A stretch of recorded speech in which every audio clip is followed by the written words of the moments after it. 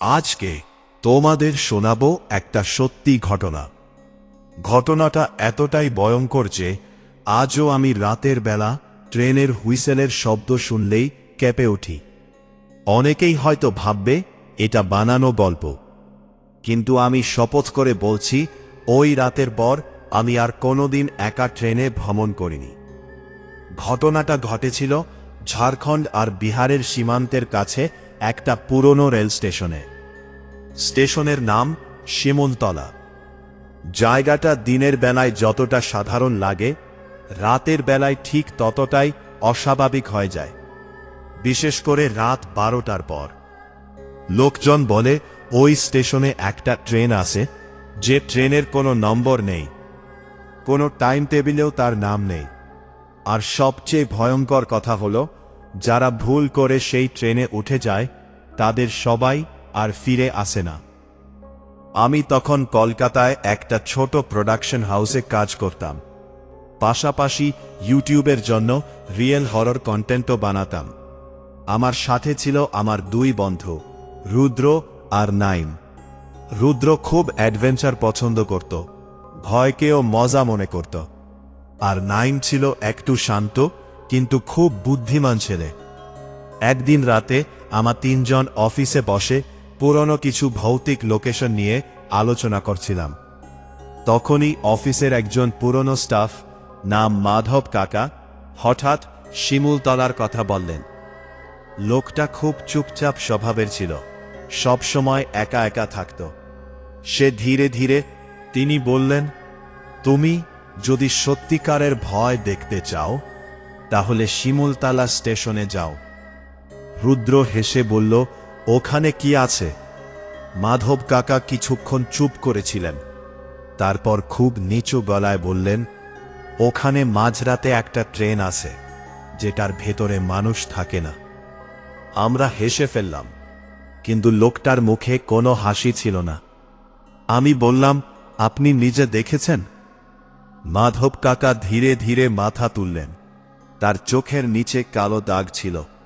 তিনি বললেন, দেখছি, আর সেই ভুলের শাস্তি আজও পাইতেছি। ঘরের ভেতর হঠাৎ কেমন ঠান্ডা হয়ে গেল।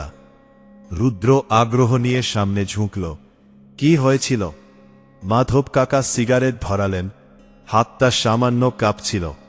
তারপর তিনি বলা শুরু করলেন, প্রায় 15 বছর আগে তিনি ট্রেনে করে রাতের বেলা শিমুলতলা স্টেশনে নামেন। তখন প্রচণ্ড বৃষ্টি হচ্ছিল, স্টেশনে কেউ ছিল না, শুধু দূরে একটা পুরনো ট্রেন দাঁড়িয়ে ছিল। তিনি ভেবেছিলেন ওই ট্রেনটাই হয়তো কলকাতার দিকে যাবে, কিন্তু ট্রেনে ওঠার পর তিনি বুঝতে পারেন কিছু একটা ভুল, কারণ পুরো ট্রেনে একটাও মানুষ ছিল না। তবুও সব ক্যামেরার লাইট জ্বলছিল, আর ট্রেনের ভেতরে একটা অদ্ভুত গন্ধ ছিল, পচা কাপড় আর পুরনো হাসপাতালের মতো। তিনি নামতে যাবেন, ঠিক তখনই ট্রেন চলতে শুরু করে। তারপর মাধব কাকা হঠাৎ চুপ করে গেলেন। আমরা অপেক্ষা করছিলাম, কিন্তু তিনি আর কিছু বললেন না, শুধু বললেন, যদি যাও, রাত 12টার পর প্ল্যাটফর্ম নম্বর 1-এ দাঁড়ায়ও না। এই কথা বলেই তিনি উঠে চলে গেলেন। রুদ্র তখনই উত্তেজিত হয়ে বলল, এইটাই আমাদের পরের ভিডিও। আমি বললাম, লোকটা সিরিয়াস মনে হচ্ছিল। রুদ্র হেসে বলল, এইসব পুরনো গল্প, কিন্তু ভিডিও জমবে। নাইম তখন চুপচাপ ছিল, সে শুধু বলল, তবুও একটু সাবধানে যাওয়া উচিত। 2 দিন পর আমরা রওনা দিলাম। শিমুলতলা পৌঁছাতে সন্ধ্যা হয়ে গিয়েছিল। স্টেশনটা প্রথম দেখায় খুব সাধারণ লাগছিল, ছোট্ট একটা প্ল্যাটফর্ম, পুরনো বেঞ্চ, জং ধরা সাইনবোর্ড। কিন্তু জায়গাটার মধ্যে একটা অদ্ভুত নিস্তব্ধতা ছিল। ও এখানে ধীরে চলে। স্টেশনে খুব কম মানুষ ছিল।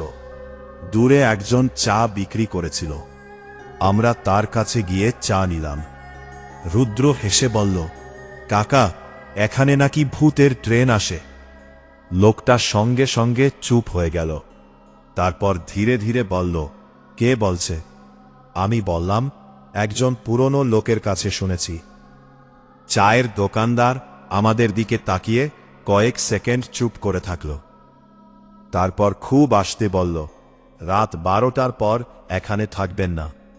আমি জিজ্ঞেস করলাম, কেন? লোকটা উত্তর দিল না, শুধু দূরের অন্ধকার লাইনের দিকে তাকিয়ে থাকল। ওই মুহূর্তে হঠাৎ আমার বুকের ভেতর কেমন অস্বস্তি হল। আমরা স্টেশনের পাশের একটা ছোট লজে উঠলাম। লজের মালিকও যখন শুনল আমরা রাতে স্টেশনে যাব, তখন তার মুখ ফ্যাকাশে হয়ে গেল। সে বলল, বাবুরা, রাতের পর ওইদিকে যাইয়েন না।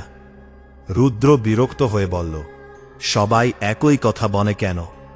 লোকটা কয়েক সেকেন্ড চুপ করেছিল, তারপর বলল, কারণ যারা যায় সবাই আর ফিরে আসে না।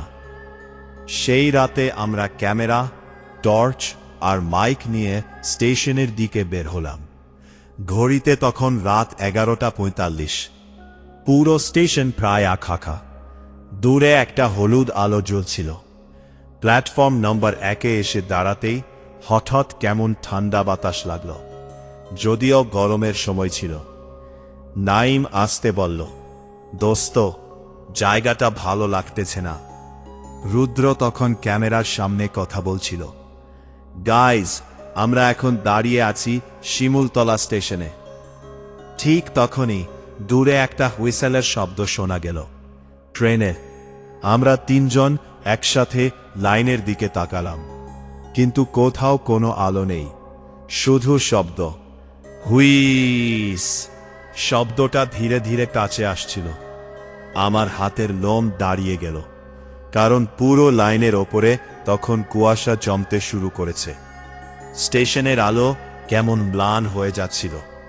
হঠাৎ নাইম ফিসফিস করে বলল, ওইটা দেখ। দূরে অন্ধকারের ভেতর একটা ট্রেনের আলো দেখা গেল, কিন্তু আলোটা অদ্ভুত। স্বাভাবিক সাদা না, দুঃশ্মশান। দুঃশ্মশান ব্যাদের ভাষায়। ট্রেনটা খুব ধীরে ধীরে স্টেশনের দিকে আসছিল, কিন্তু কোনো শব্দ নেই। চাকা লাইনের ওপর চলার শব্দ না, একদম নিঃশব্দ। আমার বুক ধক ধক করতে লাগল। ট্রেনটা প্ল্যাটফর্মে এসে থামল। পুরনো ধাঁচের ট্রেন, গায়ে জং ধরা, কোষো জানালার কাঁচ কালো। আর সবচেয়ে ভয়ঙ্কর ব্যাপার, এখন কলি পুরো ট্রেনের একটা মানুষও দেখা যাচ্ছিল না। রুদ্র আসতে বলল, দোস্ত, এটা কি সত্যি? আমার গলা শুকিয়ে গিয়েছিল। ঠিক তখনই একটা কামরার দরজা ধীরে ধীরে খুলে গেল। কি? ভেতর থেকে ঠান্ডা বাতাস বেরিয়ে এলো, আর সেই বাতাসে একটা পচা গন্ধ। নাইম পিছিয়ে গেল, আমরা এইটাতে উঠব না। কিন্তু রুদ্র তখন ক্যামেরা হাতে সামনে এগিয়ে গেছে। সে বলল, 1 মিনিট উঠে দেখি। আমি চিৎকার করে বললাম, রুদ্র, থাক। কিন্তু সে ইতিমধ্যেই ট্রেনে উঠে গেছে। কয়েক সেকেন্ড চুপচাপ, তারপর ভেতর থেকে তার গলা এলো, তোরা আয়, ভেতরে কেউ নাই। আমি আর নাইম একে অপরের দিকে তাকালাম, তারপর ধীরে ধীরে ট্রেনে উঠলাম। ভেতরে ঢুকেই আমার বুকের ভেতরটা ঠান্ডা হয়ে গেল। পুরো কামরা ফাঁকা, কিন্তু সব সিট ভেজা। মনে হচ্ছিল কেউ একটু আগেই বসেছিল। লাইটগুলো মাঝে মাঝে জ্বলছে আর নিভছে। টিক টিক টিক। হঠাৎ আমার নাকে একটা গন্ধ এলো, লোহার মতো, রক্তের গন্ধ। নাইম কাপা গলায় বলল, দোস্ত, চল নামি। ঠিক তখনই থাম। কামরার দরজা নিজে নিজে বন্ধ হয়ে গেল। আমরা চমকে উঠলাম, আর সঙ্গে সঙ্গে ট্রেন চলতে শুরু করল। কিন্তু অদ্ভুত ব্যাপার হলো, বাইরে স্টেশনটা নড়ছিল না, বরং মনে হচ্ছিল চারপাশের অন্ধকার আমাদের গিলে খাচ্ছে। রুদ্র জোরে দরজা খুলতে চেষ্টা করল, কিন্তু দরজা নড়ল না। আমি জানালার বাইরে তাকিয়ে দেখলাম, বাইরে কোনো গাছ নেই, কোনো আলো নেই, শুধু কালো অন্ধকার আর কুয়াশা। হঠাৎ পাশের কামরা থেকে কারো হাঁটার শব্দ এলো, ঠক ঠক ঠক। মনে হচ্ছিল কেউ ধীরে ধীরে এগিয়ে আসছে। আমরা তিনজন চুপ হয়ে গেলাম। শব্দটা আরও কাছে আসছিল, ঠক ঠক ঠক। তারপর হঠাৎ থেমে গেল আমাদের কামরার সামনে। কয়েক সেকেন্ড নিস্তব্ধতা। তারপর কামরার কাছের ওপরে একটা হাত ভেসে উঠল। ফ্যাকাশে সাদা হাত, আঙুলগুলো অস্বাভাবিক লম্বা। নাইম পিছিয়ে গিয়ে দেয়ালে ঠেকে গেল। আমার গলা শুকিয়ে যাচ্ছিল। হাতটা ধীরে ধীরে কাছের ওপর ঘষতে লাগল। কিও ইয়ো দাঁতস্নো। দেখলাম জানালার বাইরে একটা মুখ, মানুষের মতো, কিন্তু পুরো চোখ কালো আর ঠোঁট কাটা। মুখটা ধীরে ধীরে হাসছিল। রুদ্র ফিসফিস করে বলল, ওটা মানুষ না। ঠিক তখনই পুরো ট্রেনের লাইট নিভে গেল। চারদিকে অন্ধকার, একদম ঘন কালো অন্ধকার। আর সেই অন্ধকারের মধ্যে আমরা শুনতে পেলাম অনেকগুলো মানুষ একসাথে ফিসফিস করেছে, ফিরে যা, ফিরে যা, ফিরে যা। আমার শরীর কাঁপছিল। হঠাৎ দূরে একটা ছোট বাচ্চার কান্নার শব্দ ভেসে এলো। তারপর আবার হাঁটার শব্দ। এইবার অনেকগুলো। ঠক ঠক ঠক। মনে হচ্ছিল পুরো ট্রেন ভরে গেছে আর ওরা আমাদের দিকে আসছে। ঠক ঠক ঠক। শব্দগুলো ধীরে ধীরে আমাদের কামরার দিকে এগিয়ে আসছিল। অন্ধকারের মধ্যে আমরা শুধু শুনতে পাচ্ছিলাম অনেকগুলো পায়ের আওয়াজ। মনে হচ্ছিল পুরো ট্রেন ভরে গেছে অদৃশ্য যাত্রীতে। আমার বুকের ভেতর এত জোরে ধকধক করেছিল যে মনে হচ্ছিল পাশের মানুষও শুনতে পাবে। নাইম কাপা গলায় বলল, দোস্ত, এইটা স্বাভাবিক কিছু না। রুদ্র তখনও নিজেকে শান্ত রাখার চেষ্টা করেছিল। সে মোবাইলের ফ্ল্যাশ জ্বালাল। আলো জ্বলতেই কামরার ভেতরটা আবার দেখা গেল, কিন্তু এবার আর কামরা ফাঁকা ছিল না। আমাদের সামনের সিটে একজন বসে আছে। আমরা তিনজন একসাথে জমে গেলাম। লোকটা মাথা নিচু করে বসেছিল, গায়ে পুরনো ধূসর কোট, কাপড়গুলো ভেজা। ধীরে ধীরে তার মাথা ওপরে উঠল, আর আমি অনুভব করলাম আমার পুরো শরীর ঠান্ডা হয়ে গেছে। লোকটার চোখ ছিল না, চোখের জায়গায় শুধু কালো গর্ত, আর মুখের চামড়া কেমন পোড়া পোড়া। নাইম হঠাৎ চিৎকার করে উঠল। ঠিক তখনই লোকটা অস্বাভাবিকভাবে হাসতে শুরু করল। খাহ খাহ খাহ খাহ। ওই হাসিটা মানুষের মতো না, মনে হচ্ছিল মরিচা ধরা লোহার ঘর্ষণের শব্দ। রুদ্র মোবাইল ফেলে পিছিয়ে গেল, আর সেই মুহূর্তেই পুরো কামরার সব সিটে একসাথে মানুষ দেখা যেতে শুরু করল। একজন, দুজন, 5 জন, 10 জন। সবাই চুপচাপ বসে আছে। কারো মুখ পোড়া, কারো মাথা ফাটা, কারো গলা কাটা, আর প্রত্যেকের চোখ একদম কালো। আমরা বুঝতে পারছিলাম না এরা মানুষ নাকি অন্য কিছু। কামরার ভেতরের বাতাস হঠাৎ বরফের মতো ঠান্ডা হয়ে গেল। আমার নিঃশ্বাস পর্যন্ত দেখা যাচ্ছিল। হঠাৎ পাশের এক বৃদ্ধা ধীরে ধীরে মাথা ঘুরিয়ে আমার দিকে তাকাল। তার ঠোঁট নড়ছিল। সে খুব আস্তে বলল, তোরা ভুল ট্রেনে উঠছিস। আমার শরীর কেঁপে উঠল।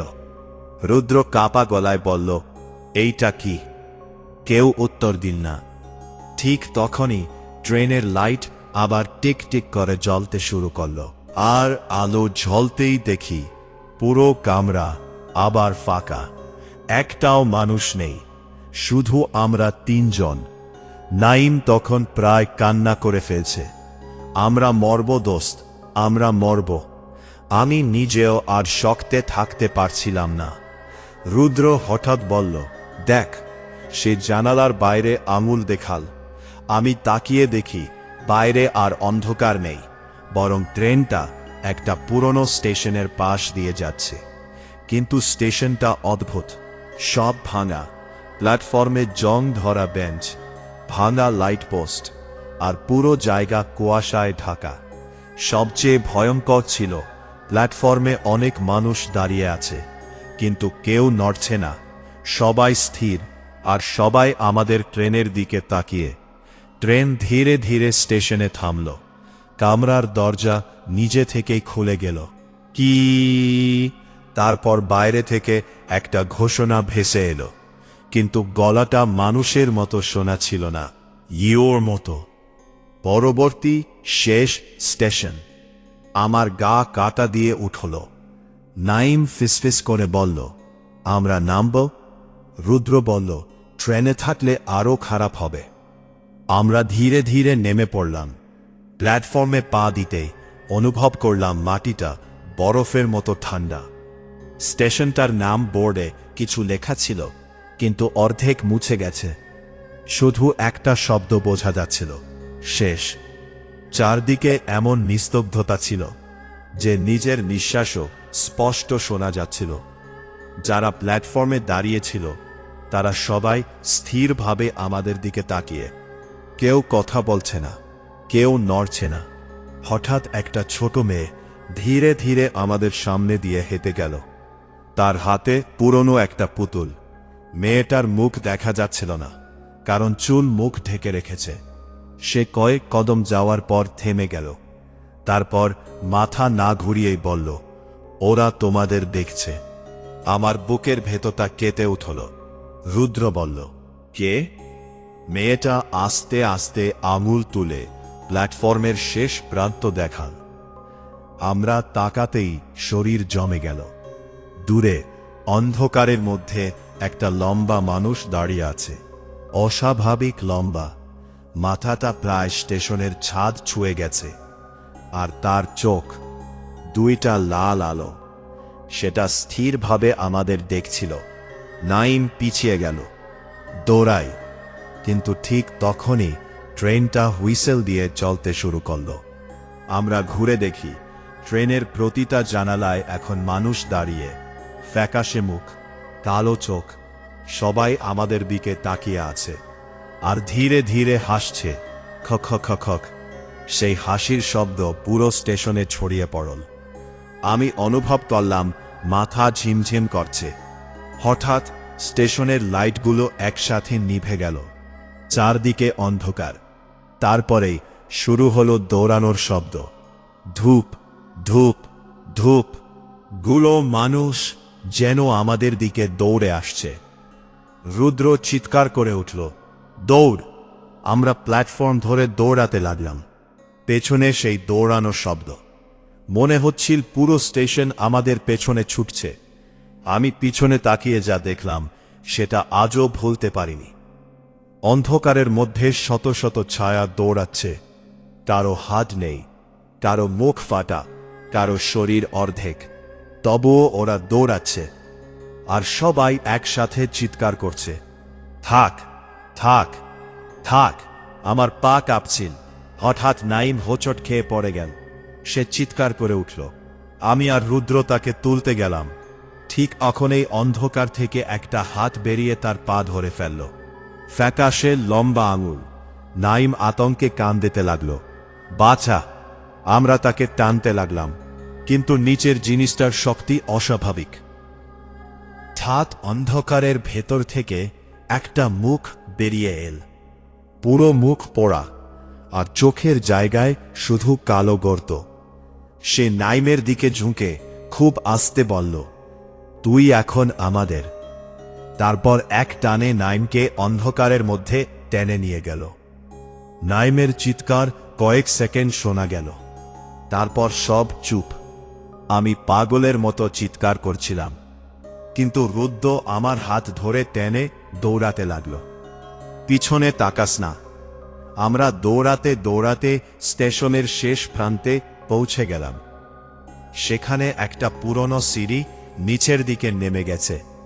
রুদ্র বলল, নাম। আমরা সিঁড়ি বেয়ে নিচে নামলাম। নিচে একটা অন্ধকার টানেল।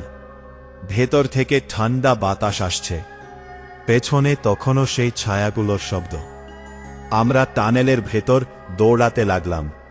হঠাৎ দূরে একটা আলো দেখা গেল। আমি প্রাণপণে সেদিকে ছুটলাম। আর তারপর আমরা হঠাৎ প্ল্যাটফর্ম নাম্বার 1-এ আসে পড়লাম। শিমুলতলা স্টেশন। সব আগের মতো। স্টেশনের লাইট জ্বলছে। দূরে একটা কুকুর ডাকছে, আর কোনো ট্রেন নেই। আমরা হাঁপাতে হাঁপাতে চারদিকে তাকালাম। সব স্বাভাবিক, মনে হচ্ছে কিছুই ঘটেনি। কিন্তু নাইম নেই। রুদ্র কাপা গলায় বলল, ও কোথায়? আমরা পুরো স্টেশন খুঁজলাম, কোথাও নেই। ঠিক তখনই স্টেশনের উড়নো ঘড়িটায় চোখ গেল। কাটা থেমে আছে রাত 12:17। আর আশ্চর্য ব্যাপার হল, আমাদের মোবাইলেও একই সময়, যেন সময় থেমে গেছে। হঠাৎ পিছন থেকে একটা গলা ভেসে এলো, তোমরা ওই ট্রেনে উঠছিলা?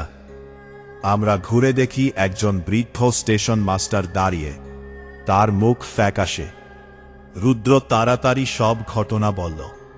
লোকটা শুনে কয়েক সেকেন্ড চুপ করে থাকল। তারপর বলল, 15 বছর আগে এই লাইনে একটা বড় দুর্ঘটনা হয়েছিল। আমরা চুপ করে শুনছিলাম। সে বলল, মধ্যরাতে একটা ট্রেন লাইনচ্যুত হয়, আগুন লাগে, শতাধিক মানুষ মারা যায়। আমার বুক কেঁপে উঠল। লোকটা আবার বলল, তারপর থেকে মাঝে মধ্যে ওই ট্রেন দেখা যায়, কিন্তু যারা ওঠে সবাই ফেরে না। রুদ্র আসতে বলল, তাহলে আমরা ফিরলাম কিভাবে? স্টেশন মাস্টার আমাদের দিকে তাকিয়ে রইল। তারপর খুব আস্তে বলল, হয়তো ট্রেনটা এখনো তোমাদের পুরোপুরি ছাড়ে নাই। এই কথা শুনে আমার শরীর ঠান্ডা হয়ে গেল। সেদিন রাতেই আমরা কোনোভাবে কলকাতায় ফিরে আসি। কিন্তু আসল ভয় তখন শুরু হয়, কারণ ফেরার পর থেকেই অদ্ভুত ঘটনা ঘটতে লাগল। রাতের বেলা আমি ট্রেনের শব্দ শুনতাম, যদিও আমাদের বাড়ির আশেপাশে কোনো রেল লাইন নেই। মাঝে রাতে ঘুম ভেঙে যেত হুইসেলের শব্দে, হুই হুই হুই হুইস। তারপর জানালার বাইরে তাকালে মনে হতো কেউ দাঁড়িয়ে আছে, তালু একটা ছায়া। কয়েক সেকেন্ড পর আবার অদৃশ্য হয়ে যেত। রুদ্র বদলে যেতে লাগলো। সে একা একা কথা বলতো। একদিন ভিডিও কল করে আমাকে বলল, ওরা এখনো ট্রেনের ভেতর বসে আছে। আমি বললাম, কি বলছিস? সে কাঁপা গলায় বলল, প্রতিদিন রাতে আমি একই স্টেশন দেখি। তারপর সে হঠাৎ ক্যামেরা ঘুরিয়ে দেখাল, আর আমি দেখলাম তার ঘরের পেছনে একটা মানুষ দাঁড়িয়ে, ফ্যাকাশে মুখ, কালো চোখ। আমার চিৎকার করার আগে কল কেটে গেল। তারপর থেকে রুদ্র নিখোঁজ। পুলিশ অনেক খুঁজেছে, কিন্তু কোনো খোঁজ পায়নি। শুধু তার ঘরে একটা জিনিস পাওয়া গেছিল, পুরনো একটা ট্রেনের টিকিট, যেটার ওপর লেখা ছিল শেষ যাত্রা। আজ 5 বছর হয়ে গেছে। আমি আর কোনোদিন রাতে ট্রেনে উঠি না, কিন্তু মাঝে মাঝে এখনো গভীর রাতে ফোনে একটা শব্দ শুনি, ট্রেনের হুইসেল, আর খুব আস্তে একটা গলা বলে, পরবর্তী, শেষ স্টেশন। আমি জানি না সেই ট্রেনটা কি মৃত আত্মাদের যাত্রা, নাকি এমন কোনো জায়গার দরজা যেখান থেকে কেউ ফিরতে পারে না। তবে একটা কথা নিশ্চিত, যদি কোনোদিন গভীর রাতে ফাঁকা স্টেশনে একটা অচেনা ট্রেন এসে দাঁড়ায়, আর তার ভেতর থেকে কেউ তোমাকে ডাকতে থাকে, তাহলে কখনো সেই ট্রেনে উঠবে না। কারণ কিছু যাত্রার শেষ গন্তব্যে মৃত্যু না, তার থেকেও ভয়ঙ্কর কিছু। গল্পটা যদি ভালো লেগে থাকে তাহলে অবশ্যই চ্যানেলটা সাবস্ক্রাইব করে রেখো। সামনে আরও এমন বাস্তব ভয়ের ঘটনা নিয়ে আসব, যেগুলো শোনার পর হয়তো তোমরা আর কোনোদিন রাতের ট্রেন যাত্রায় নিশ্চিন্তে বসতে পারবে না।